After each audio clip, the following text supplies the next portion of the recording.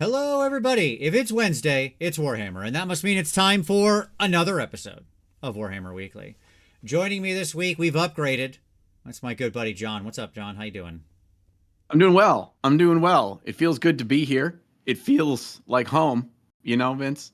Absolutely, absolutely. Mhm. Your dog is also joining us. Very cute. Everybody say hi That's to Argus. John's adorable monster dog, who He looks noticed somehow little. you were pointing at him.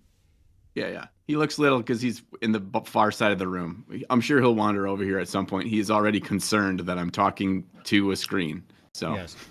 Don't worry. In fact, that dog is like 3 miles away right now. When it gets close, you'll yeah, see it's the size of John. It's a massive, yeah. massive creature. So at any rate, today we're going to be talking about getting your armies painted. John and I are both at the end now, I think, basically, of our, getting Skaven stuff painted. We took different roads, you might say. But we'll Mm-hmm. talk a little bit about that challenge, of course, and how we all do. Steve Yeah. Zirk says Tyler got a new camera. Oh yeah, and some hair. Nice. You got a nice haircut too. That's you got to go for that. Hello everybody. We had a Euro friendly time today, so I see some people from Sweden and other places. That's wonderful. That's right. Absolutely. We're Euro friendly today.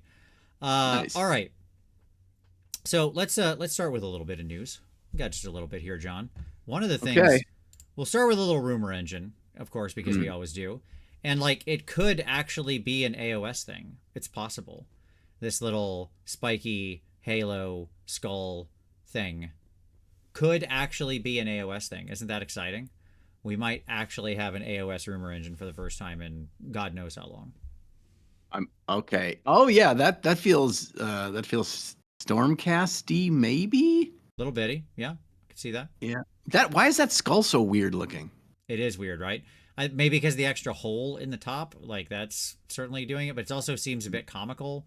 Like I don't Yeah. know, it's weird. It's a weird skull. Yeah. And it's not painted in GW metallics like the spiky bits all are. So, Yeah, which is like so obvious. I love that right. you can also very clearly see the 3D layer lines on it because it was clearly the test print, Uh-huh. right? For that the person had to paint for the studio. Like their internal process, keep in mind, so they can get these things painted and then have them all shipped and all of this, is that they do like internal 3D prints and then give it to the artist to actually paint for the army painters or the heavy metal painters and all that kind of stuff. So I love that like you'll see these 3D layer lines on them because they're clearly not they're not worried about getting rid of those layer lines, right? They're not doing the slowest possible highest quality print. No, no. No. And also, I don't think they take into account how much they zoom these in for the rumor engine, and they're like, Yeah. "Oh, whoops, whoopsies." Yeah, this is actually a nice little way to learn about what it means to paint metallics. How you can tell this is metallic just in a grayscale, like Oh to yeah. understand painting non-metallics, the real basics of real dark to real light, Absolutely. and nice shadows. So we got a little painting lesson as part of our rumor engine. Yeah, I Thanks, want to Warhammer drill in on that community. even more. John, look at the top, the upward facing plane, right? So like the top of the half circle that the Mhm, spikes are emerging from. mhm, Notice how that is darker than the front facing plane, right? That mhm. is actually toward our eye because it's specular light, right? And so like that's not there. We would all naturally highlight the top of the thing more, but in fact, that would be wrong. That would be incorrect. And it gets a second layer of depth of shadow right at the base of each of those spikes, too, That's right. That's right. to build in Got that that deep depth. Yeah. shadow. Yeah. Don't go So your there you dark go. dark too early. Wow. Look at this. We're just getting into it already. Not that your army painting is probably going to involve a lot of NMM, though I don't know, maybe if you want to, Maybe. could be. Maybe. I mean, Uh, I didn't quite go that far with the Skaven, but I feel like as amount of time that I spent in every single clan rat that I might as well have. But yeah, I mean, it's a thing. I've done one non-metallic army, and yep, feeling good about that. That was now I can say I did that. We can move on. check that Uh, box, never again. Yeah. that's right. Um, so Tori said, "Wait, it's an early show with a guy who hasn't finished his Skaven army yet." Okay, that's gotcha, Oh, John. we say, hold on. Hold on. Don't worry, we're going to discuss that.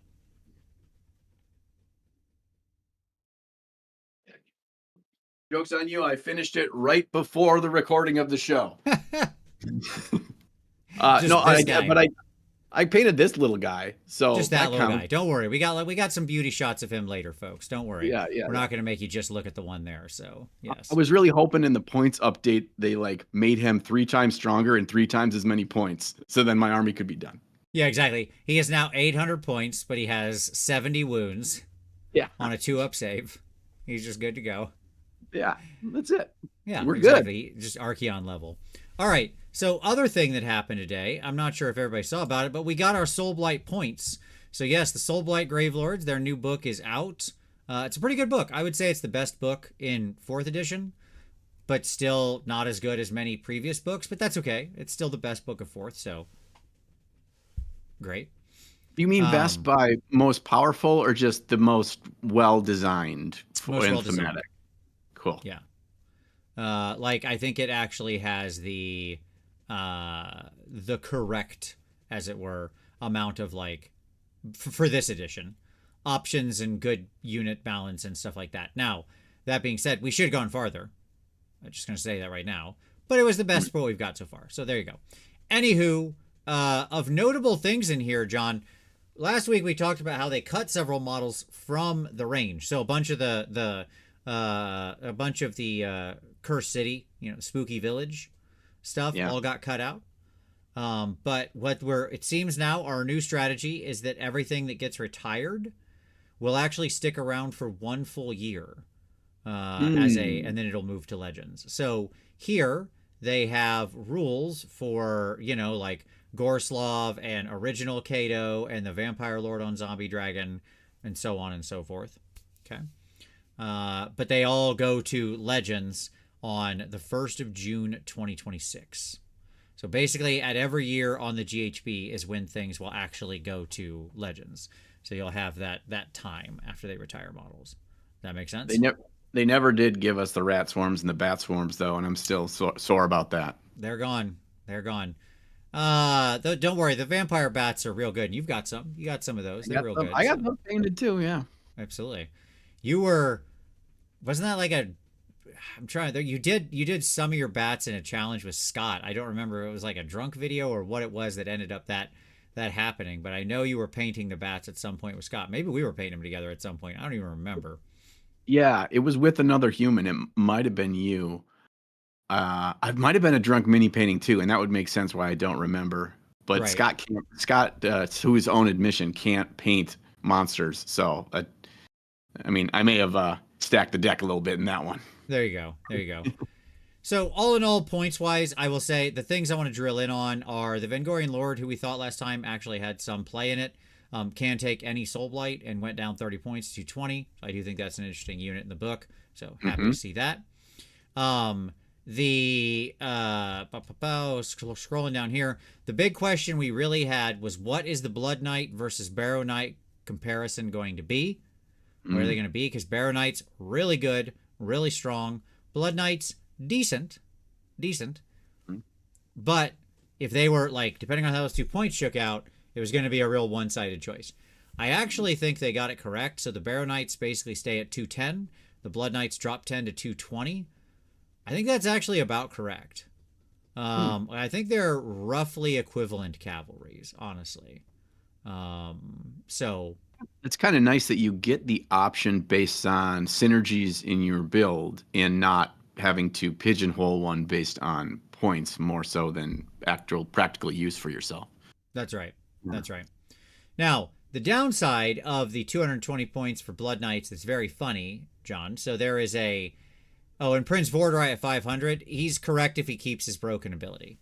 Right now, Prince EV has like a crazy, powerful, pseudo-broken ability that lets him like run and charge, retreat and charge, pull ridiculous combat tricks. Like it's the most silly rampage I think they've printed thus far, as far as just like raw power of what it can do.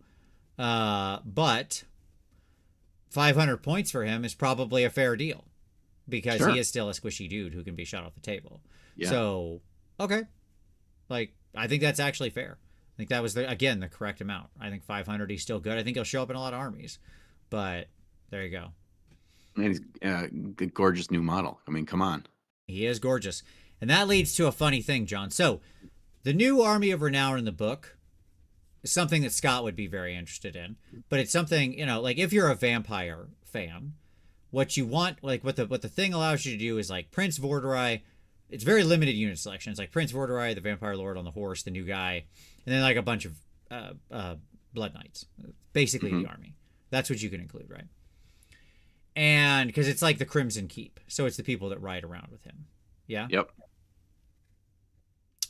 And so the ironic part is that if you just take Prince Vorderei and then as many Blood Knights as you can, you end up at like 1,820 points, and you can't take any more units.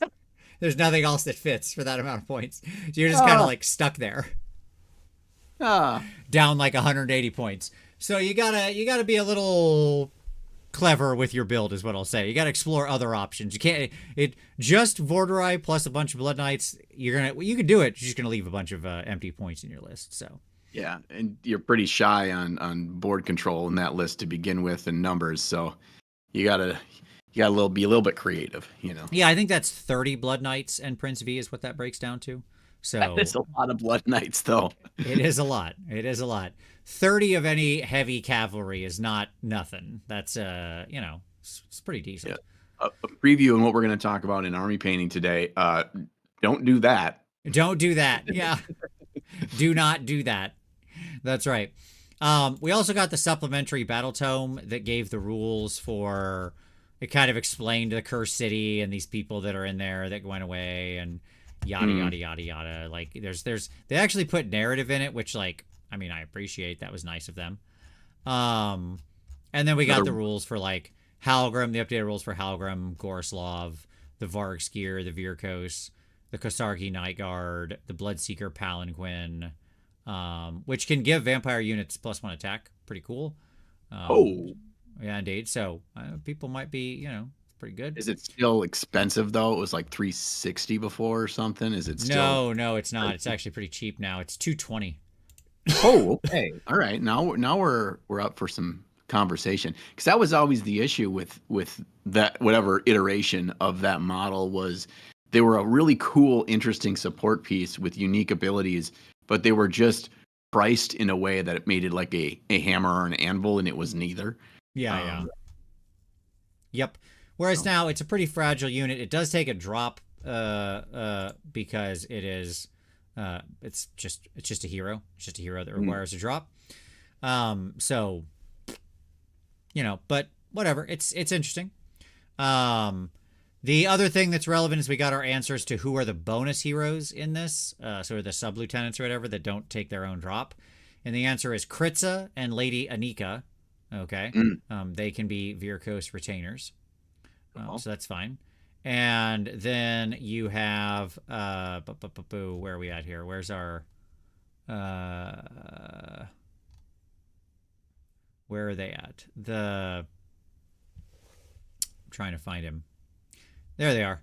The White Kings. I was looking for in the middle for some reason. But anyways, all the White Kings, the White King on Steed, the White Lord on Skeletal Steed, all of them can be Death Rattle Overseers, so they can go into the appropriate battalions there. But, not Vampire Lord, not any of those guys. Those are not bonus heroes. As we said, they wouldn't be, so there you go. So they're still a drop. But the White Kings are, which is cool. Yeah, that'll be valuable. And putting a couple of the other heroes that aren't as like your pillar heroes and giving them an extra roll or extra bonus to them, is giving them that option is never a bad thing for variability in list building. That's right. So that's basically the update. I didn't see anything in these guys that like blew my socks off or made me think I want to suddenly run a bunch of these retired guys or these dudes who are going to be retired in a year and 2 months or whatever. But that's cool. At least if you have them, you can get more usage out of them. So maybe there's something that makes sense for your list. I don't know. But I thought that was cool. So that was nice of them. I think that's a good plan. So now we know apparently going forward is that the basic concept will be that if they retire a unit from a book, which could happen, is that we will get an extra year of playtime out of them, or something approximating that. My guess is they'll just do it on the GHB. So like if you get retired in September, you have 9 months. Right. And of course the dogs are here. Yes. In case you couldn't tell. Yes. So there you go. Hello, dear. How you doing? Good. How are you? Good. How's I John? got mine. I got mine here too, Kathy. He's such a good boy. Yeah. You got a big head. Yes, indeed. He's a At least she's got a wrinkly toy she's squeaking this time instead of barking. I suppose that is an upgrade. That is an upgrade. Absolutely. That's the best we got. Yep. boy. You get both barks and toys. Absolutely. No, Prince Vorterai is not really on a 130 mil base. All right. See you guys. Yep. Hit like Bye, and sweetheart. subscribe. That's right. That's right. Tori, that's a clear misprint. It's on 160. If you look at the big monster, it says 160 and says it properly. Somebody just misprinted. Somebody copy pasted wrong. So there you go. All right. Cool. Enough of that. So that closes out the Soul Blight discussion. Yes. Everybody hit like and subscribe for dogs. For dogs all around. Everybody loves dogs. So hit all that stuff. Don't forget the super chats there. Right now we're collecting for the new hobby cheating microphone upgrade. So there you go. We're going to slowly get there. Please help him.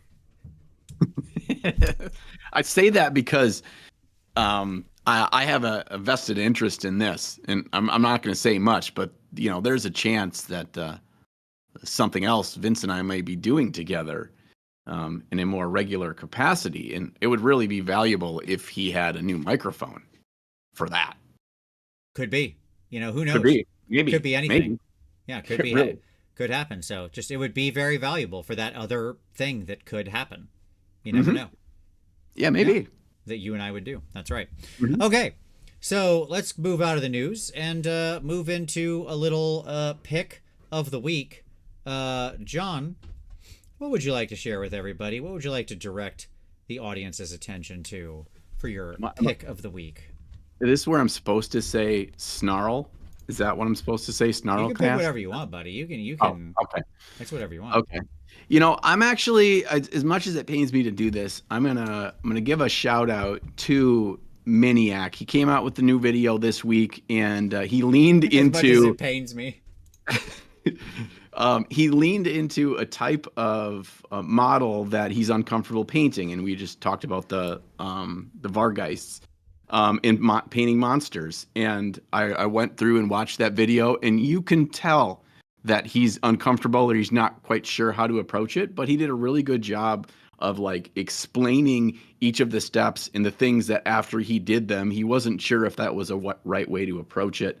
And so it was a good thing to learn from for anyone that's getting into either army painting or painting a different kind of model for your army that you're not used to. You're used to painting a bunch of infantry and you got a big thing. There's some good things to take away, even if you're not painting the Soul Blight monsters themselves. Very nice. For my pick of the week, we're gonna head on over to our good friends over at Artis Opus, who have a video very relevant to our topic of discussion today. So they recently put out a video called basically great looking metallics and bunch of in quick easy steps. It was Trench Crusade was really what they were kind of focusing on, but the reality of the thing is that the same rules would frankly apply to any heavy metallic army you were working on for your AOS or any army stuff. It's just a lot of good techniques I thought were pretty simple and straightforward and pretty fast. So all both of those will be linked down in the description for you to go and check out. So check them out. A good one. Okay. It's a good one. Okay. Terrier Halo says, "Are you forming an a cappella group?" Darn it, John. Our secret's out. Yeah, that's what the people have been calling for. That's right, what they've been wanting. It's a whole new business venture wherein we will jump in on your work Zoom calls and perform a cappella happy birthday songs and other celebratory occasions for your work. Yeah. Right? Yeah. It's like Cameo, but just for a very specific thing. Yeah. Right. Yes. That's right. You just got to tell us what's the name of the person. We'll fit it in. It'll be beautiful. There you go. Perfect. All right. Okay. Ole said, "Thank God those calls are so boring." Yeah, don't worry. We're here to spice them up. We're here for you. All right. Yeah. Let's talk about some hobby time. John, you obviously just finished, quite recently still, a massive, truly massive project. So, what has been your hobby time since then? I mean, there is one big benefit of having a YouTube channel where you paint miniatures is even if you're not really like feeling like painting miniatures because you spent $500 on a 500 hours, hours yeah. on yeah, probably 500 more than $500 worth of hours on this giant rat.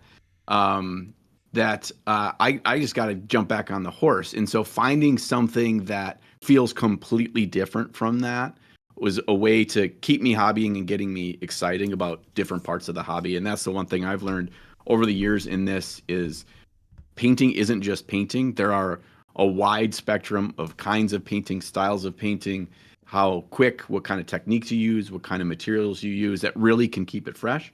So I've worked on actually a couple of projects in the last week or so.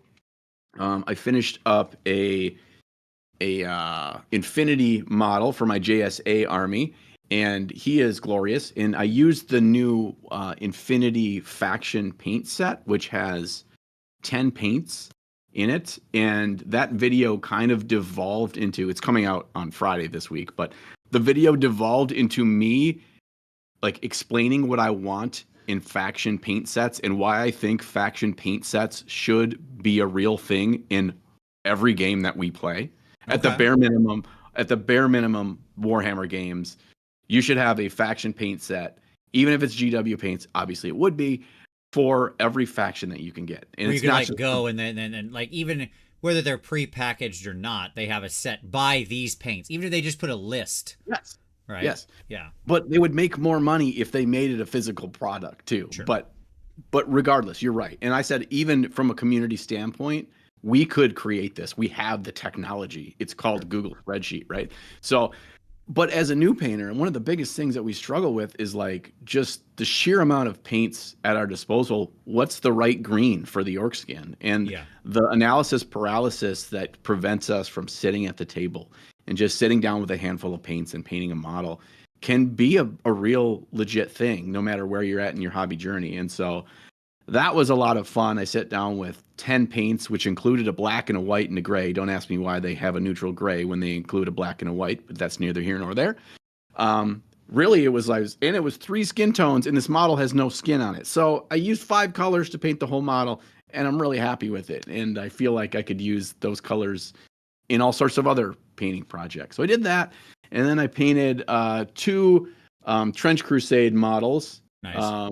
So this guy went for a real shiny armor with a lot of grit, and we have a lot of different color modulation and working with reflective colors and interesting colors in otherwise fairly non-interesting materials. And there's really no special secret to that. It's just losing the fear of using weird colors in fun ways, and was a lot of fun as well. So those projects really kind of got me working fast and got me focusing on things other than the minutia that is painting for Golden Demon.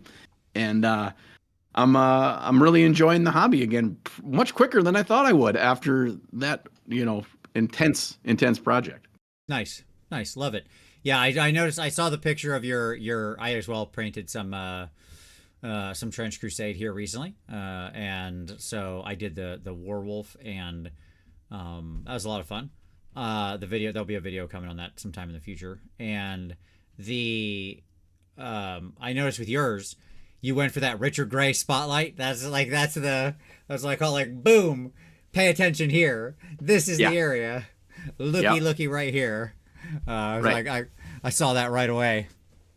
Yeah, that's especially true when you have models that are largely one material. If you're trying to maximize your time painted per model, but you really want them striking, it's like make some part of that model that is the most cool part. Make the eye drawn there, and don't worry about the boots and the bullshit at the bottom. Yeah, exactly. Yeah.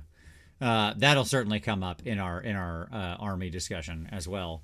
For myself, I am working on. It's not going to really show up, but I'm working on this girl right here. This is the cheerleader from Scott, and so she's going to be a very different take on it than what Scott did, in case that's not horribly obvious from where we are right now. But yes, we're going for a little bit more of a different take. That's what I'll say. So we've just been working on. Feels very Sin City, the movie or the comic. Yeah, she's a lot more greens and purples than's probably showing here in this blasted out light, because I have like a light right here off camera. Oh, But okay. there you go. That's Okay, now I can see it in the shadows and the skin, the purples and Yeah. green. Yeah. Okay. When she's not being completely flooded by another a light on camera there. But I got some good plans for her. I think I like. It took me a little while of kind of messing around with some things, and I found a picture of like somebody's art, like rendering of Harley Quinn, that I really liked, and so I thought, so that was kind of a bit of an inspiration, kind of drawn on that a little bit. Let's see. So she's I think that model really lends itself well to that style too. Sure, absolutely. Yeah. My answer is she's going to be Buffy the Vampire, Slayer. Yeah. Get it? See? Oh yeah. Okay. Yeah, so it's just all about changing where the break is. Mm-hmm. All right. So yeah, more on that. I did not get to paint much this last weekend because we did our like one of our annual D&D marathons this last weekend. So I was locked You're up DMing playing. that? I didn't DM it. No, ironically, so the way we do these marathons is this group that we play the marathons with, we get together once a month and play a game online. Okay, so it's like a once a month game with the DM, and then it builds up over the course of the year, and then it ends in a marathon that's usually like 4 days or something like that, 3.5 days. Okay, and so we had done that, and ironically, we kind of speed ran, I guess. I don't know whatever you say. We went real quick through the end of the game and finished like really early. Like we just blew through the end of the DM's plot. Not intentionally. It just kind of like it's just kind of what happened. And so we finished up early, and so we were like, all right, well, we start the next game. So we started the next game in person as well. Like that, what will become the next monthly marathon leading up to the next marathon. So we started that, and it was great. It's like a kids in magic school game set in Ebron. So, you got to love a kids in magic school. So that kind of thing. Yeah. There's your nothing not to love there. Yeah. Your Harry Potters, your Winxes clubs, whatever. There's lots of like kids in magic school stuff. I couldn't play that without a terrible British accent. Would be my only problem. So, I mean, probably better that I'm not playing that one with you. I have a question for you. I support bad accents. I know that'd be great. Okay. I always support bad accents at the table. Yeah, go ahead. It's my little riff on do you enjoy online D&D, but it's more specific than that. If you didn't have your in-person marathons, do you think that you would enjoy or continue to play a online only version of this campaign? We probably would, just because there's people who are dispersed who I like being able to see. It's as much of an excuse to hang out with those people as it is for anything else. If I can, but like for my weekly game, we did that online obviously a lot throughout the pandemic, and that was torture. It was just awful. Like I really hate it. I accept it here because it's, I love these people and I want to spend time with them. That's it. Right.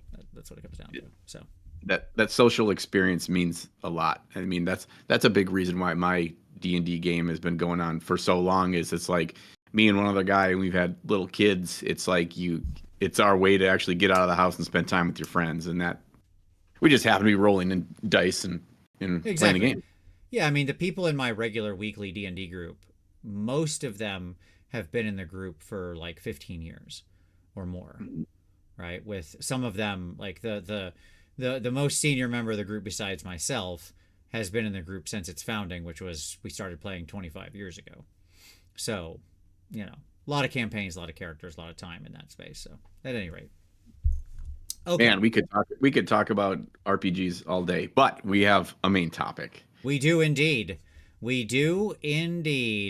So, ba-boom.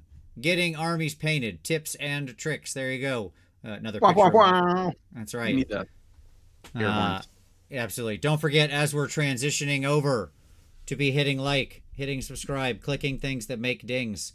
You will be so much cooler if you do it.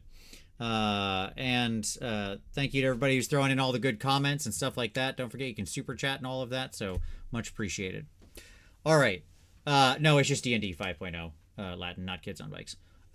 Anyways, or whatever it is called now, D&D 5.5 or whatever the heck the new disappointing 2024 system is. Yes, they just say a year.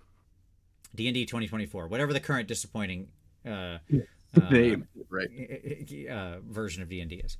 At any rate, okay, so let's start at the beginning. Hey, thank you, Jason, who threw in a little super chat there. That's a bit, not a little super chat. Holy crap, Jason. That is outrageous. My God, I misread that first. Jason, that is way too nice and way too generous, but thank you for an acapella microphone upgrade of Doom and Despair. My goodness. My goodness. Jason, good night. Thank you very much, brother. I legitimately do not know what to say to that. Except that is incredible. Average Joe also coming in. Yes, so good to see Mighty Warlord NinJon on the show, but where is the Great Skaven Army Showdown? Well, look, right now. That's what we're looking at. So we got the showdown. I put our two Grey Seers next to each other here, as I thought it was both a fascinating look at how the two of us approach this, okay? As well as just a chance for the people to see our two figs right next to each other. Okay. Right. And almost the same angle. It really is a thing of beauty. Yes. Yeah, I love, well, come on. This model has almost one of the most cleanest golden angles you've ever seen on a model. It's this right here, within 5 degrees of this angle. Was there any of these in the Golden Demon? I swear I didn't see one, and I was like, I can't believe no one painted this for Golden Demon. You would have to tell me, because obviously I had to bounce before all the entries were submitted. So, yeah, I didn't see one, and I was shocked because I thought for sure I'd see a half a dozen, but we just saw all the Usherons. We did instead. There was many Usherons, yes, many Usherons, many Angerons, many Angry Boys. Yes, it was funny to see what was repeated. Hey, what's up, Trove? Good to see you, Trevarian. Hey. Hope you're doing well over there, brother. Yeah, so it was just it's fascinating to look at how the two of us tackled this so differently. So tell me about how you painted your model. We'll let the chat weigh in and stuff like that in a minute, but I want you to break down how'd you think about your model and painting it and stuff like that, right? So go for it. Well, for my army, I had 3 basic colors for all the cloth, and that was kind of the triad of colors that I used to kind of make the color scheme for the army. And I didn't include skin tone and other bejangles other than copper was the main metallic. So I used that red. And so I have this really dark desaturated blue, which is a coal black by P3. I've got a nice Japanese uniform, which is a kind of an ochre yellow. And then I used a deep red, kind of akin to, I think I used burnt red by AK Interactive, but it's a little bit darker than like a corn red. And so I would just swap those colors around in different parts of cloth throughout the army. Mostly based on what would look best on the fig. And so I wanted this guy to have a really warm face and then the warmth in the horns. And so I wanted to have that cast with the yellow around it so you'd see the big jump. And then if I have yellow, I want to go back from bright to dark. So that's why I decided on the blue. And then it lets that the warm tones in the tail and the face kind of draw you in, and the rest is less of an eye-catching part of the model. Yeah, no, absolutely. I mean, I think it came out really well. It's so funny, the two different styles, and I have more pictures of John's army for people who want to see more. Obviously, everybody, people have seen mine, but I've got this guy up there. I had the rest of the army kind of all gathered together there. It's funny because in painting this Skaven army, I'm actually so much more clean than I have been on a lot of armies in the past, which is weird. Like you're with your Skaven, you're working in a much more sort of I don't know what to say, painterly. Like you're really just playing with the colors, right? And kind of pushing things around. Whereas with mine, I'm like following this very precise practice over and over again, which is very not standard for how I do things, but just kind of what grabbed me here to do with this army. And so, yeah, things like the white cloth and all of this, like being there, and some of them have a little bit of dirt and stuff like that around the bottom of their little white robes and stuff. But, it is just like so very different, the two takes on these guys. And I loved putting them up next to each other. I thought it was really fun. Just how we both made similar choices that I liked. So for example, we both had the collar and the grippy strip around the staff be the same color, because that just feels functionally correct, right? To balance your colors out. Yeah. Right. And you don't want, this kind of leads into one of the tips for this, is you don't need 40 different neutral tones for your army. Just reuse the colors you have, and you're going to have a lot more harmony. That's right. So, like, you're probably the same as me. You get to a bit and bob or tiny thing or some silly detail. Do you get a new bottle of paint out, or you just look on your palette and go, all right, what here works, or what can I mix that will make it work, right? Just like, let's get something together here. That is not time for a new paint, right? No. It oftentimes, if my palette's been sitting there for a couple of days, I'll be like, oh, that paint was from a different project. I'll grab whatever the hell that is to paint the belt, because who cares? It doesn't matter. Exactly. Trevarian, what? I don't need 300 paints? Oh, no, you definitely need, I say this, you need all the paints. You just don't need to use them all every time. I will never have enough paints. That is for sure. You just got your new wall setup in, right? Yeah, I'll show see if the webcam can show. So I have this wrap all the way around. Oop, there's the close side, and then it's going to start wraps all the way around all my walls now of uniform paint racks. Amazing. So I have almost a full 360 degrees of miniature paint around me, and now I have room for more paints. So that's what I'm gonna do, is buy more paints. But in any given project, though, I don't want more than like 10. You know what I mean? I just want to look at the wall and have all the options, right? That's what it is. But no, you're right. Of course, Ben, our good buddy Ben, is in the chat. What's up, Ben? Who said 6 paints needed. Ben, that's what you believed until I showed you the power of the golden high flow fluorescent orange, and then you became a believer. Now you need 7 paints, Ben. So that exactly, that changed you all around. Okay. Yeah, so overall, what's funny is the different paths we took here. Obviously, we framed this as a showdown. And, what actually happened, like all joking and sort of bravado aside. And I think I still have more videos recorded where I'm joking with you, by the way, in the future.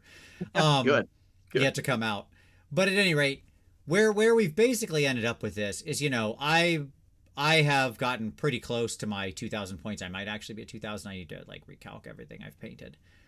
But, and, went for like, my journey has been largely focused on like display quality minis. Every clan rat is like 12 hours, 10 to 12 hours per clan rat or something like that, right? And trying to build all of it up, but I just kept humming along. Whereas you certainly spent the same amount of time, maybe more, frankly, really. Yeah. Okay. But what you did was work on one ratty boy, a guy I haven't painted yet, by the way. I am going to do a video in the future, everyone, where I paint that guy, and I'm going to make fun of John and be like, John spent 500 hours on his model. I'm going to paint the same model in 20 hours and have it look just as good to you. Okay? So that'll be the plan. Mm-hmm. Because the point being is that John, the madness of Golden Demon is that you have to spend that amount of time doing work that literally 99.x% of humans can't tell the difference of, right? Like you could have painted that same model in 100 hours, right? And had it look amazing. To almost any viewer here looking at it, they would have thought, yeah, it's the same model. They would not have noticed the difference, right? Yeah, you're sad but true. I'm sorry if I'm like, I don't want to ruin your life at this moment. That's not what I'm trying. But when you're painting for Golden Demon, it just requires a different level. That's what it comes down to. It's just a different thing. Like you couldn't have gotten to this level of finish which is what this is, where like at all the angles, turn him up, turn him down, flip him around, right? Like that's what this requires. Most people, my point is, would not notice if you did the normal, even if you're doing a high quality paint job, right? Leaving the bits, bejangles, the lower things, the lesser important stuff, less finished, most humans would never notice. That's just the reality of army painting, right? And I think there's an important lesson there, is that like you can't paint competition quality models for your army, like single competition quality models, right? Yeah. Like this is gorgeous, as I said, as I told you in person and told you this was going to win. And I was right. Congratulations, by the by. Okay. Thank you.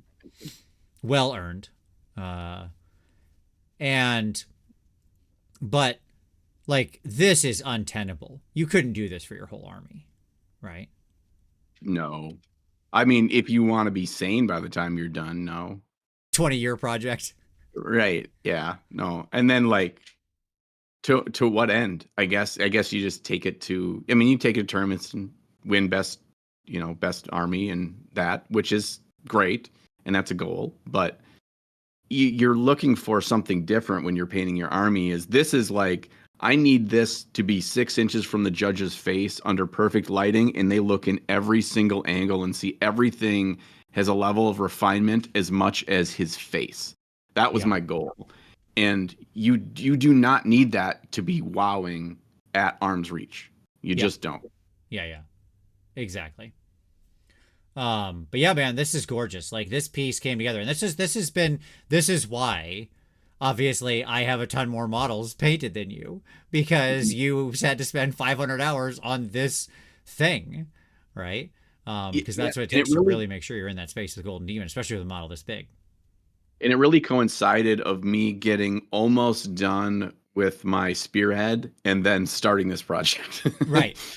Where it was like, I am like, I think 6 clan rats and 2 rat ogres from having the spearhead complete. Gotcha. And then I'm like, I did the mental math and it was like, I have to get started on this because I've never done a project this big. So anytime you do that, you have to be willing to start earlier and hit it heavier from the beginning to really get a good grasp of how much this is going to take. Right. And so that made the rest of the Skaven fall off. But weirdly enough, and I even said it in one of my videos, one of how I painted the warp stone on this Golden Demon project was how I learned how to do it from painting my army. And I directly copied it. I added 2 steps of refinement, but it's basically the same thing I did for my army because I liked how it looked. And it goes both ways too. I learned things from those that helped me with this. And now having done this, I'm going to go back and be able to get to a higher level of refinement while still feeling part of the same army quicker. Yeah. That's one thing that people often, I don't think, take into consideration when it's painting your hardest, even no matter how many hours that looks like for you, painting your hardest for one model for a competition, whether it's local or Golden Demon or anywhere in between, is that you actually improve for your regular painting by having gone through that process. And a big part of that is speeding up the time it takes you to get to a more refined look. And every year when I paint for Golden Demon, I feel like I make my biggest jump as a painter. And then I let that ride through the rest of the year and painting stuff for fun. So that's just it. Those lessons keep feeding back and forth, right? It just exactly that sort of, those sorts of insights. Yeah, 100%. Trove, I don't know if he has to break it off the showcase base to get it on a gaming base, because isn't this round thing about the same size as his normal base? It's slightly smaller, but not much. It's not much smaller. So I either can like put a plinth on a base and we're good. I mean, if you're like 90 mil versus 100 mil, that's legal enough. That's legal enough. I think this is 80. Walk around with that. Right?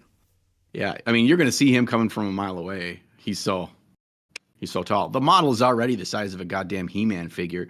I mean, let's put him on another 4 inches of plinth. Right. Exactly. Yeah, I mean, but yeah, he's great. I did want to show, just so we can see it for the audience in case they haven't seen or don't remember. I wanted to flip through the rest of your army here as well, just real quick. clan rats, because we're going to talk about all these lessons, and I think seeing some of the models that you did are going to help people internalize those.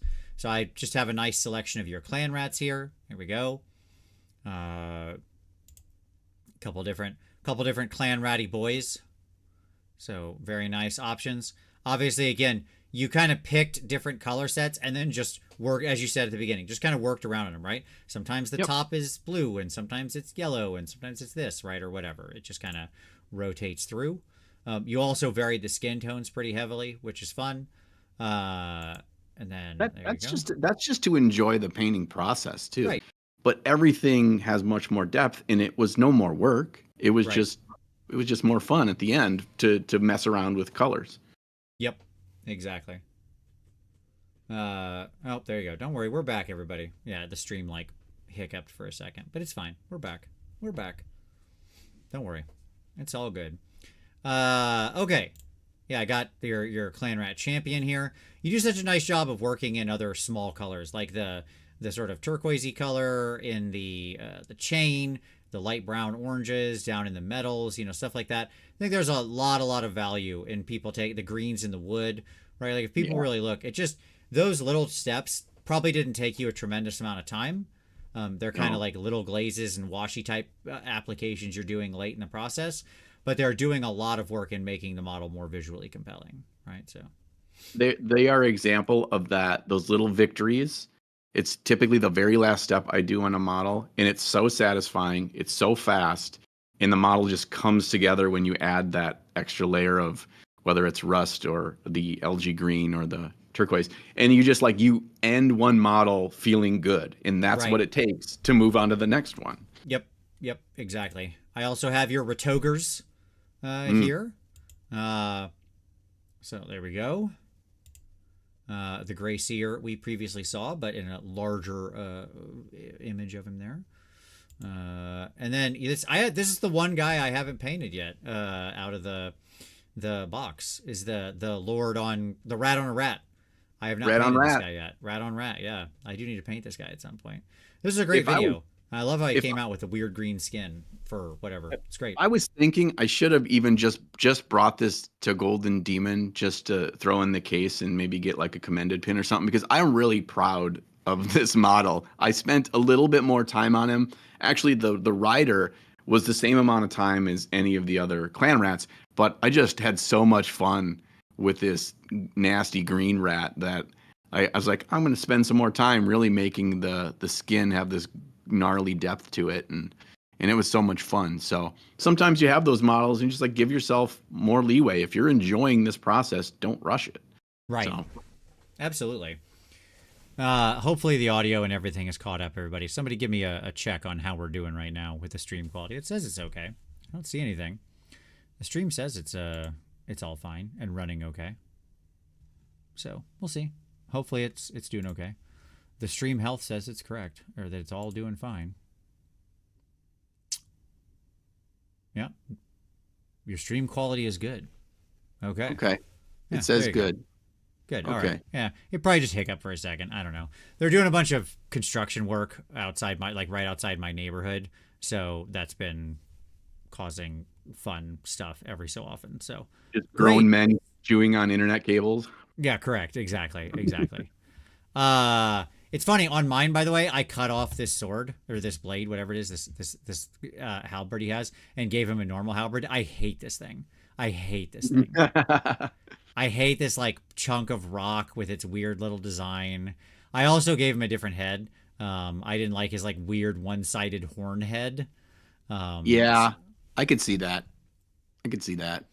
I'm not a huge fan of the head, and I just thought that spearhead was warpstone, and then I was like, sure. It'll allow me to push the warpstone, the triangle of greens on either side with the warpstone on the beast, and that it was good. But I could definitely see a weapon swap on him could be a nice change up. Even his giant back armor thing is kind of ridiculous, but that's just me. So, Gabriel Jones asked, do you typically have to use newer models for competitions like Golden Demon? I'm worried about bringing pieces that have been seen 100 times before, but are new models to me. My answer is no, definitely not. You do not have to bring something new. You see a lot of new stuff there, not because that's some like great way to win. It's just because people are generally excited to paint new things, right? Like that's just kind of what it is. A new, really hot, cool model comes out. A lot of painters that want to paint are pretty excited to paint it. I don't think it's anything more complicated than that. But And you know, yeah, a people lot win of with rare painters models all the time. that compete year over year too. It's like, well, if they would have liked the Ogroid Thaumaturge, they would have painted it 3 years ago when they competed instead Right. of this year. And it's not because it's not still good this year, but they already made that decision earlier. But if you have this whole catalog, just go nuts. Whatever you're most excited to paint is the correct answer of what to paint, because 100%. it's going to take some time. I also got your this little samurai guy in here you sent me a picture of. So is this the template that is now basically going to be the Grand Army of Cathay? You building a Yes. city's army, John? Is that up next, just out of the Cathay forces, in this style? Yes, I am fully on board with a fully kit bashed army that I didn't even like define what the counts as is going to be. But it seems cities is a great home for that. Then I can have some amazing longbow archers and that kind of a thing to go with the range stuff. But yeah, I'm taking all of that Cathay and we are kit bashing an entire Eastern themed samurai and ninjutsu army for Age of Sigmar. Very nice. Very nice. The it is a dad bod. It is a. I mean, if you go back, John did do a video on this where he talked about what models he put together for this. But yeah, it's kind of kit bashed together from several different sources. So, yep. And then the blade of that Naga.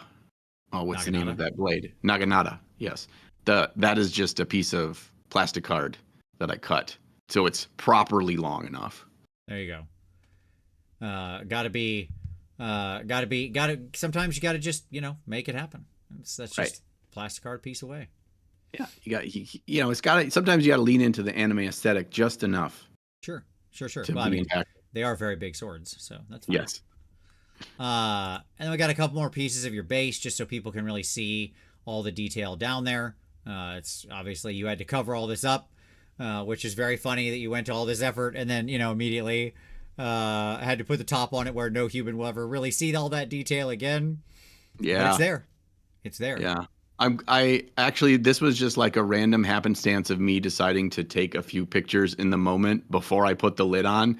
And I'm really glad that I did, because otherwise it would have been gone for forever. Of that whole inside of that thing is painted as meticulously as the outside, and you'll never see it again. Right. Exactly. It's now been sealed away. I also did want to say, show the more of your Golden Demon model. Here's kind of the back of the model. Obviously you didn't, very much not in your style. You didn't skimp on the back here, John. Looks good. Yeah, I got some feedback from previous years at Nova Open about not painting the back of the model, and I'm like, that's boring, but not this year. Not this year for Golden Demon. No, it looks beautiful. What a wonderful catch of all the different nuance in that cloak. Everything here just looks absolutely fantastic. Then up there again, and there we go. All right. Yeah, it's beautiful. So you got to tell us in the comments. I know I just showed you all of John's amazing army, and so that's probably going to tilt the vote, but that's fine. You got to tell us who you think won the ultimate competition. Between the two. There's my. I don't have any. I was like, I could pull a bunch of shots of mine, but I don't just want to sit here and look at both of our armies. It's fine. You've seen my stuff. It's on my channel. Go watch the videos. It's all there. So you got to tell us who you think won. In there. Even though one of us actually did paint an army and one of us did not. But then again, one of us won a Gold Demon this year and one of us did not. So I mean, you really. Which 6 of one, half dozen of the other. That's right. Okay. But I wanted to get us into the tips here. All right. Yeah. So, okay. I'm going to timestamp. All right. So let's talk tips and tricks. I just put down some basics here, but I really wanted this to be a discussion between the two of us. Right. So my top tips are: 1, bite-sized chunks. Don't climb the mountain. Just take a few steps. I.e., don't think about painting the whole army. Just think you need to paint the next couple clan rats. That's progress, right? I appreciate your progress. Every painted model is one more painted model. That's it. And related to that is the whole idea of like creating wins for yourself. You know, like you did, like you said, got to finish the spearhead, right? So, okay, set the goal to be finish a spearhead, then do 1,000 points, then build yourself up, right? That way you have wins along the way, even maybe things you can play along the way. Right. Definitely always do a test model. Don't create a scheme that you can't replicate a lot, right? Like that goes back to the you can't do a competition paint. I think a lot of people do a test model and they'll put like hours and hours into it and they'll be like, okay. And then they try to replicate it and they're like, I can't do this. This is horrible. Yeah. If you overdo your time on the test paint, you're setting yourself up for a failure at some point because of the amount of hours you put in. But you'll know if you're happy with how the colors work together and they fit the theme of your army. And that is well worth the investment. And if it looks good, you've got one model already done. And if you're like, I don't like this red, just paint over the red, and then you'll have one model done. That's right. My other thing is work at least a little every day whenever possible. Look, I know that's not always possible for everybody. Okay. Like I know life, people have kids, people have partners, people have jobs. Like there's a lot that gets in the way. You've got, you know, soccer games and and nonsense and doctor's appointments and just general life gets in the way. But if you can, if it's at all possible, right? My best advice is keep your setup handy. Keep your things ready to go so you can just like literally sit down at your desk and within 2 minutes be painting that model. Like stay as ready as you can. Because even if you're only getting in 30 minutes a day, doing a little bit of steps here and there, then you're going to notice such incredible progress, right? Yeah. It is wild, just like that much amount every day, then you're good to go. You will get there. Okay. Yeah. I got a couple of hot takes on this. I'm ready. First of all, the way to get a little bit done every day, especially if you have a busy life, is to have models in different stages of the process. Okay. And what I mean by that is you have some models that are primed and ready to paint. You have some models that are based and not primed. So if I only have a little bit of time, maybe today I'm just going to prime this group. And you've got some models that are built but not based. So maybe tonight I only have 15 minutes. I'm going to do the basing paste and stuff on these. And some models that are unbuilt. So whatever mood you're in, how much ever time you have, I like this. You can grab whatever pulls you, because then you'll get those little victories of like, I did get some work done on this. I like that. And maybe I'm just not feeling painting rat skin for 2 hours tonight, or don't have 2 hours to do it. I can get a couple models primed, and then I've got a couple more on the leg. The other thing is if every day seems unattainable for you, change it to every week. Change it to every week I'm going to sit down at my painting desk 3 days, and I'm going to work on these, or 4 days, or whatever feels reasonable for you. So if daily feels like it's going to feel like you are failing, turn it to weekly, and then you can turn it to a victory. Change the timeline in a way. Try to keep it as tight as you can. I usually don't say make it monthly. I usually say keep it weekly, because you hold yourself more accountable. Otherwise, you say monthly, 3 weeks have gone by in the month, and you haven't done anything, and you just lose all momentum in the project. So even if you can't do daily, do it, I'm going to say 5 days or 4 days a week, and do that. So love that. I really like that point about having models at different steps in the production. Like these guys are just assembled but not based. These guys are, need their basing paste and little elements and rocks and skulls and stuff. These guys need to be primed. These guys are already base coated. These guys are needing to be just like finished in details, right? Or like everything but the metals or whatever, right? Like whatever your process is. Yeah. I love that, because that really does always give you something. Like even if I think about people where it's like, oh, well, all I have to do is finish the base on these guys. You got a group of dudes left, but you sit down and you're like, okay, cool. Throw some pigment on there, do a little dry brushing, right? It's total like just de-stress. No, too blessed to be stressed. The easiest paint you can do, right, is just like some dirt and rocks and tufts and stuff. You can still sit down, spend 20, 30 minutes and actually get quite a lot of work done, right? Or whatever. Yeah. So yeah, that's a great idea. Yeah. I even like, sometimes I'll take it an even lower hurdle to jump further is like when I'm out walking the dog, I'll be like, okay, I really want to try some of this, whether it's the Bombardiers or this hero or whatever. I think they would be really cool. I remember looking at their sheet and I'd like to try them out. I'm going to put those on my list of build next. So if I just want to build, so sometimes even just like thinking through the steps it is keeping you engaged enough in the project. Actively doing is more important, but if it drops off of your, top of mind, that is the first step of losing the project entirely. So thinking about it in your spare time, that counts for something. Sure. So Scott B here in the chat said, and I think I want you to opine on this. I think you kind of mentioned this earlier, but which Scott B said, and write down your steps and paints so you can replicate the scheme later. So this is a thing I've literally never done. Okay, I have never recorded a recipe for a model in my entire life. Never once, never done it, will never do it, never going to happen. But I don't want to undervalue that for other people. Like for me, the reason I don't write them down, by the by, is because I will just, the next time I paint models, I will just be like, I'll grab whatever I think is close. What I think is in the right ballpark. Maybe it's the same paints, maybe it's not. Who cares? I can get to roughly the same place. Like it doesn't matter, right? Yeah. To me, like a small amount of variation, I actually really like in my models for the same reason you talked about, like mixing up the paints and stuff like that. I like to, like, if you look across my clan rats, you'll notice in my army, you'll notice that the white is like slightly differently toned across the army. So not everybody's the exact same shade of like white robe. They all have the same color scheme, right? But they don't, but like some are more dirty, some are more clean, and it's kind of mixed up and varied, right? And I prefer that. It makes it look more real because cloth would fade differently and be dirty differently and be at different levels of clean and stuff like that. So it just like creates a sort of weird level of credible realism to me. But anyways, that's my thing. That doesn't have to be your thing. I think for a lot of people, taking notes and having a recipe will mean they can come back to it a lot later and paint. So if this is something, if you're that type of person, I think it's a good idea. So I just said I want you to opine and then rambled for 5 minutes, but yeah, go ahead.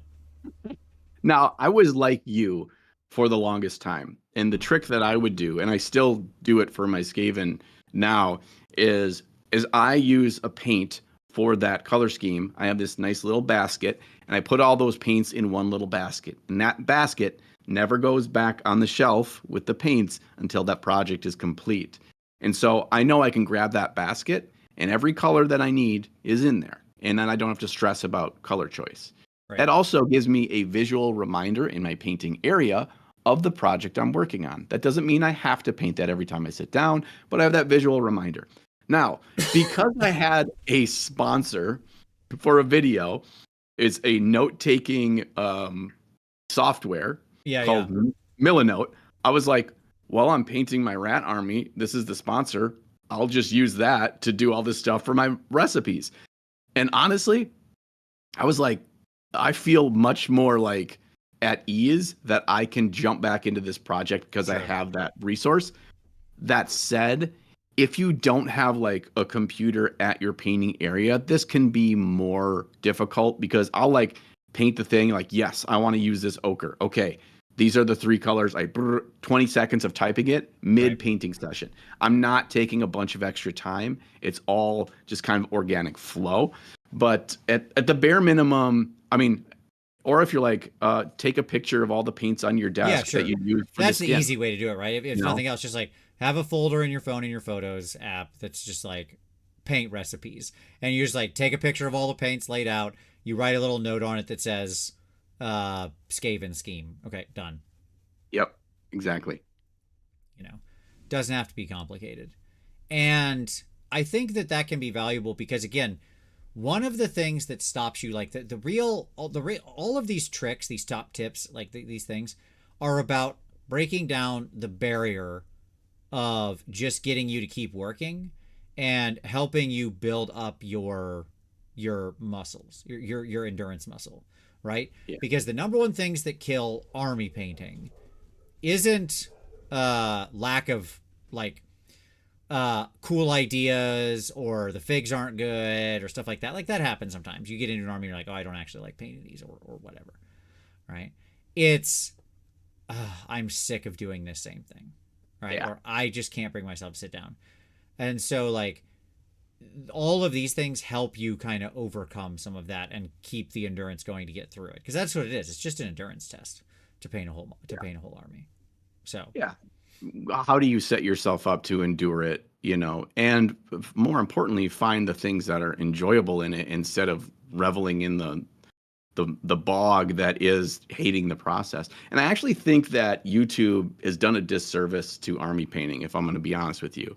And that is the challenge of painting your army in a weekend, or how do I get my army? We've all done it. Yeah. Yep. We're all guilty of it. And I have actively moved away from that. I'm not holier than thou. There's a good chance I do another one of those videos when I crazy again. But that is the number one way to hate the process, because you are simply putting this ridiculous time strain on yourself and you are pushing as fast as possible. I've never hated painting more than when I've done that. I've also never more dissatisfied with my final product than when I do that too. And I'm like, I can paint way better than this. This looks like garbage. I shouldn't put myself through that. So, Yep. So don't feel like you see videos where they're like, how you can do it in a week. Don't think that that's the expectation. Don't put that on yourself, because you're setting yourself up to not have a fun time and probably not create what you're capable of creating too. Yeah.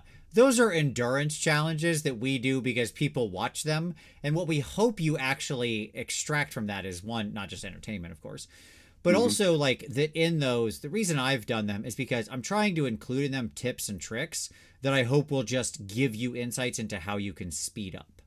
Right? Yeah. My goal is not to make you try to paint your army in a weekend. My goal is to give you something that lets you be like, oh, okay, cool. And you get this step done faster and you're happier with it. Right? That's usually why we're doing that stuff. So, yeah. Sir Stroming Fish. No, sorry. Trevor McIntyre says no tip can help me paint 80 Acadian shock troops. Well, I did a video where I painted 160 zombies in 2 days. So it's possible. Actually, that was kind of fun just because of the models themselves lean themselves to it. And it was the same model in different variations over and over again. So it's certainly possible, but maybe 60 Cadians is rough. Yep. That right there goes to my last point I have on this page, which we haven't mentioned yet, but I'm going to say it now, which is masses of troops can be fast. So like your big zombies, big packs of clan rats, stuff like that. Save your real love for the centerpieces and single models. So I judge a lot of army painting. Okay. Like I judged at Adepticon this year. I judge at Nova. I judge at, I judge at a lot of the biggest events in the US. Okay. And when I'm looking at the armies and trying to decide who's the best army, I do not spend a lot of time or worry or care looking at people's individual 80 steel helms. Okay. Yeah. Like I look at them, but like if I see some minor errors and stuff like that, or they're not as good as they could be, I'm not worried about it. I'm not holding that against you. Right. What I'm interested in is, did you do Talia Vedra to the full level that model should be respected? Right. Or is your Prince Vorderai knocking my socks off? Right. Yeah. Or so on and so forth. When you get to those big single models, they draw the most attention on the table. They look the coolest. They have the most interesting detail. That's where you should be putting your love, right? Like zombies are zombies. They're in mass. They die in mass. They're there to die. You don't need to go insane on them, right? But you can, that's where you bring in all the speed stuff and you can cut the corners. And as you said earlier, you don't worry about the belts and the boots and the baubles and the bejangles. You just kind of like, they're there. They get a little bit of paint, maybe a scratch here or there, and you call it a day. Yeah. Right. That's why God invented contrast paint, ladies and gentlemen. Right. It's not for contrast painting everything. It's for contrast painting all the belts and the backpacks and the pouches. And that looks just fine. The bejangles. Yes. Yep. Absolutely. That's right. Okay.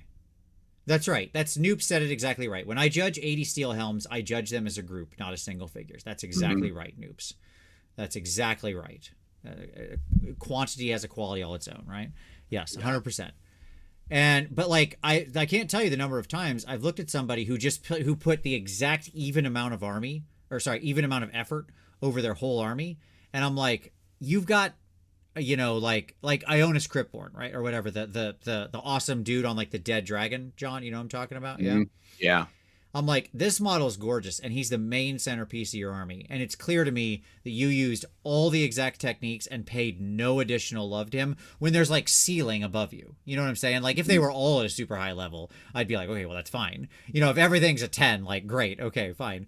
But you painted all the regular liberators at a 6, and then you painted Ionis at a 6. Right. Yeah. And Ionis is so much more detailed and interesting and valuable and all that. No, take me to an 8 on Ionis. Right. I'm not going to beat you up over the Liberators. They're fine. But show me what you can do here. It's your chance to show what you can do, to flex. Right. Okay. Yeah.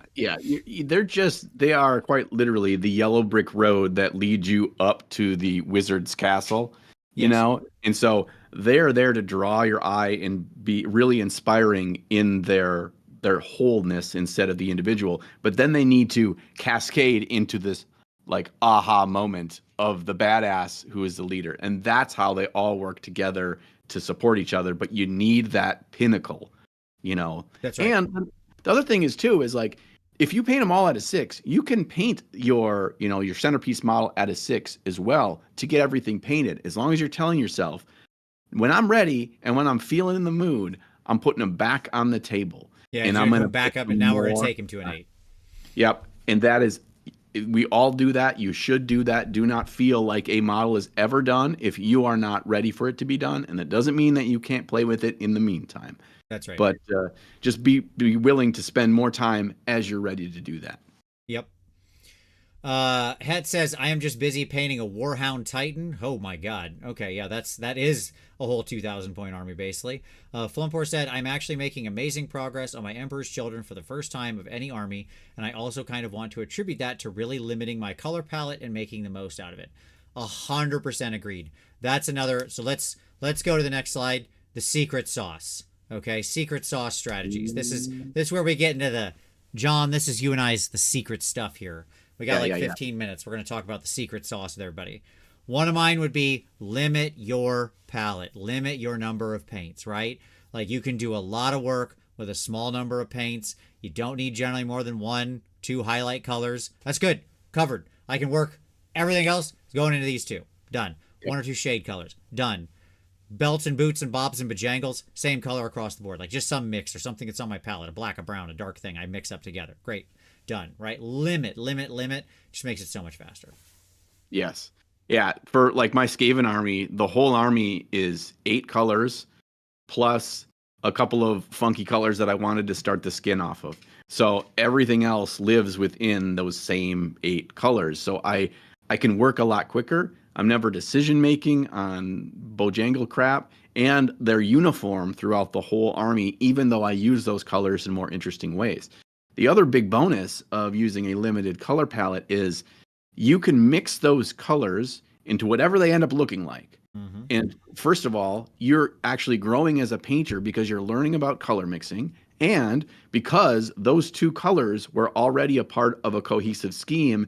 Together, they will still be harmonious with no matter where you paint them. So you're actually not grabbing something that's going to be too off compared to what the rest of the army looks like, because those 8, 10, 12 colors will all work together.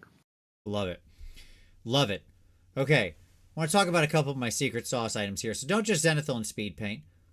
Use colors, lay down interesting shades quickly, and build up on top of that. So like purple to yellow is an easy one. Okay. Mm-hmm. John, I know you've done this many times. We looked at your rats earlier. We go back to the clan rats here. You'll really see that kind of in practice where you're using that, you used a lot of interesting low tones, and then you kind of went up to a higher colored tone. You've seen John do this a lot on his channel. And then he just kind of paints the normal tones over that, but he leaves those more interesting shadows, highlights, etc. in the space, right? In the in-between, as it were. It just gives you a much more interesting map than the regular zenithal. That's like, so yeah, talk about that one for a minute.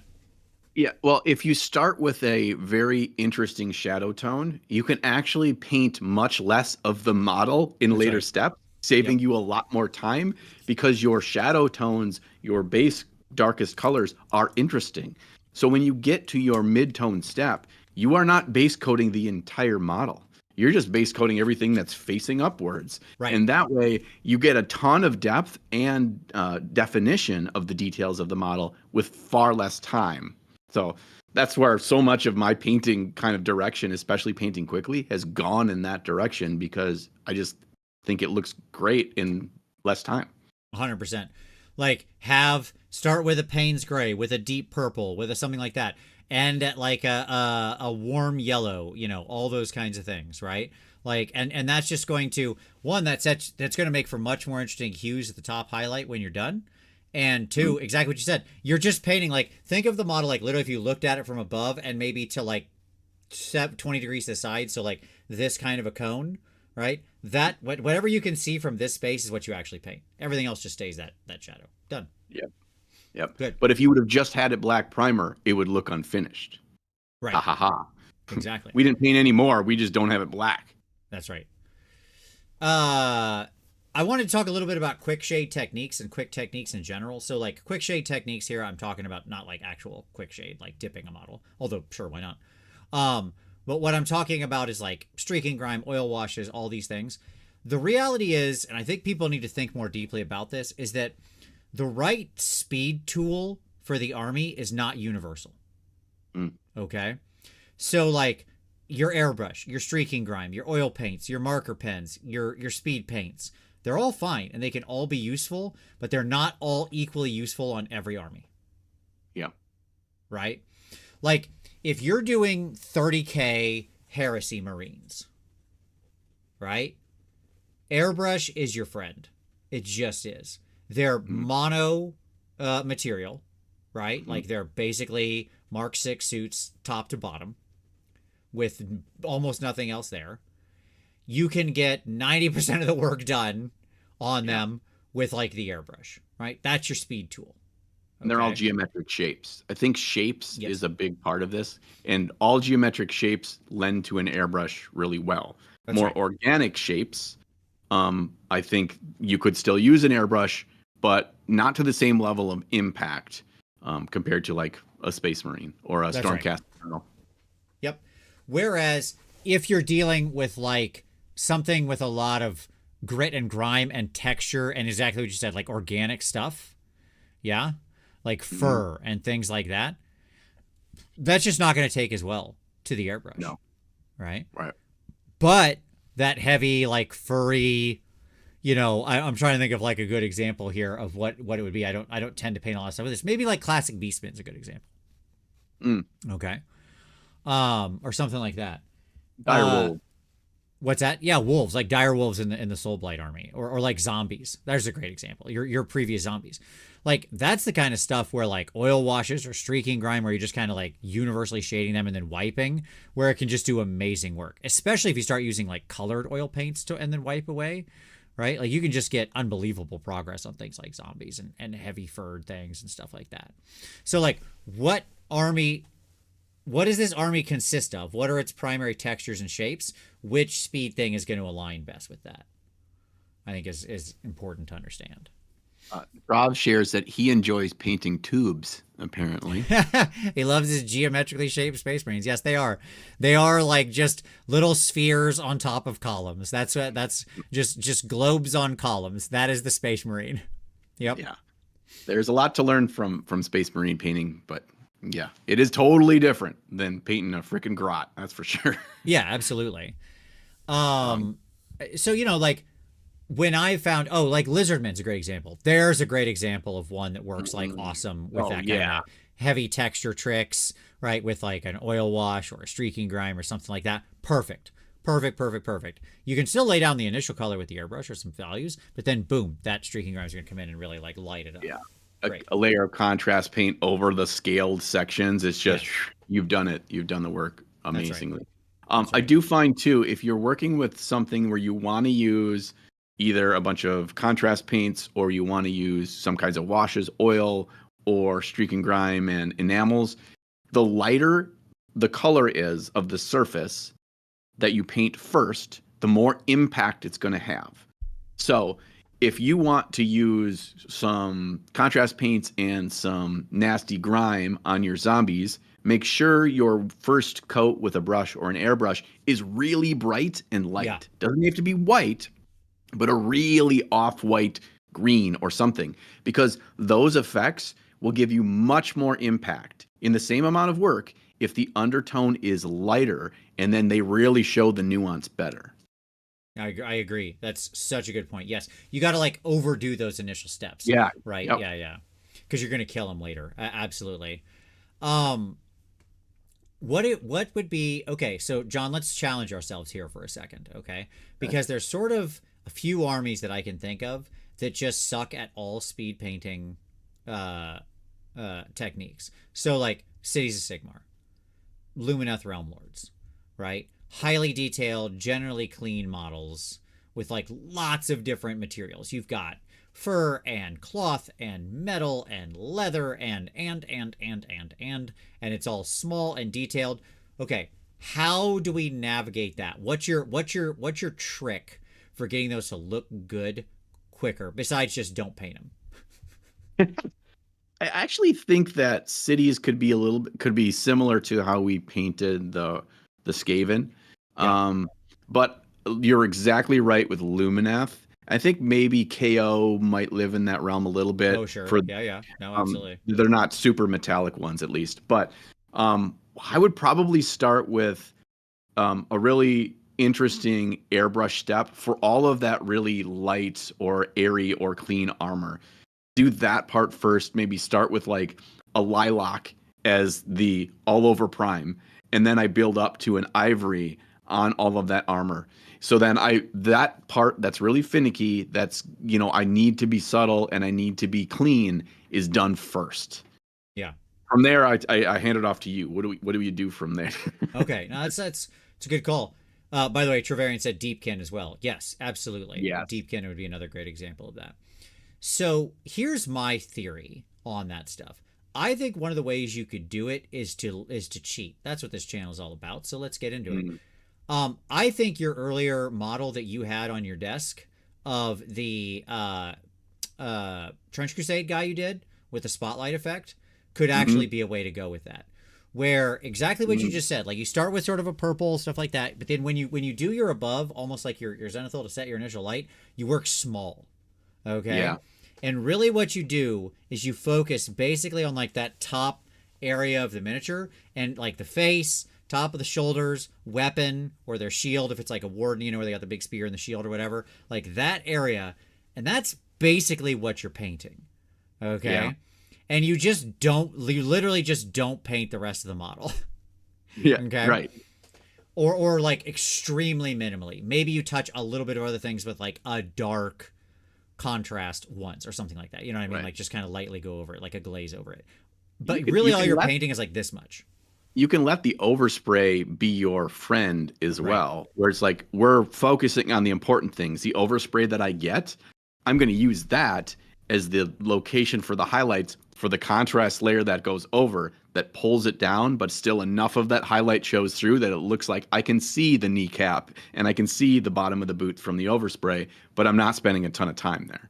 That's right. Yeah, exactly.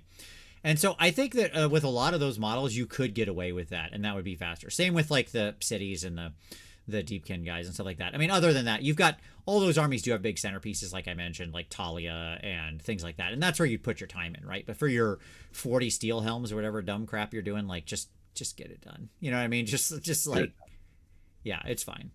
Yeah. And also no army is required to be painted perfectly clean just because of the faction that it is too. Totally. Yeah. I think we all think that way with Lumineth, but of course they could be just as dirty as anything else. If you want a rusty, crusty cities army, that's pretty believable. Yeah. All right.